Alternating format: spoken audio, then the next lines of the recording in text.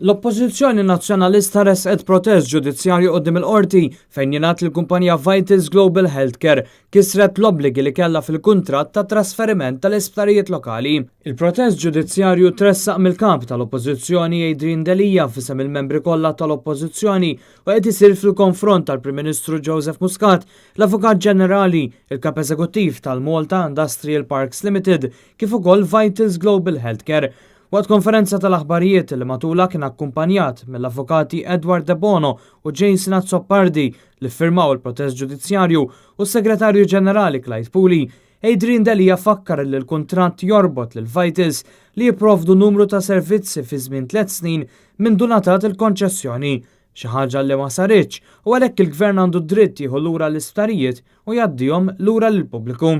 Fost l-obbligi tal-kumpanija kien hemm it-tlestija tal-Kulleġġ Barts, żieda ta' 50 sodda fl-Isptar Caring Grekku San Luqa, 80 sodda ta' riabilitazzjoni fl-Isptar San Luqa, ir-rinnovazzjoni tal-Isptar Ġenerali Tawdex u tlestija ta' binja ġdida fl-istess sptar, kif ukoll it-tlestija tas-sodda tat-turiżmu mediku fl-Isptar San Luqa.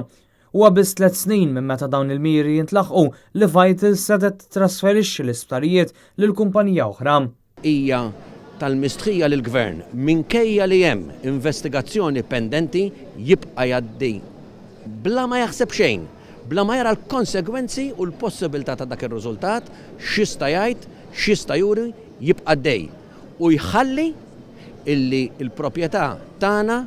tiġi trasferita minn xi ħadd oskur, minn xi ħadd li ma nafux min hu. B'dan il-protest ġudizzjarju, jekk l-awtoritajiet imsemmija ma jaġġixxux biex it-trasferiment tal-isptarijiet iseħħ u met jinżammu responsabbli għad-danni li l-poplu Malti u Awċi jista' jsofri minħabba n-nuqqasijiet tagħhom. Dwar it-trasferiment tal-isptarijiet lokali lil privat diġà hemm investigazzjoni mill-Awditur Ġenerali li qed jinvestiga kemm it-trasferiment mingħand il-Gvern għal Vitals u issa trasferiment mingħand Vitals lil Stewart Healthcare.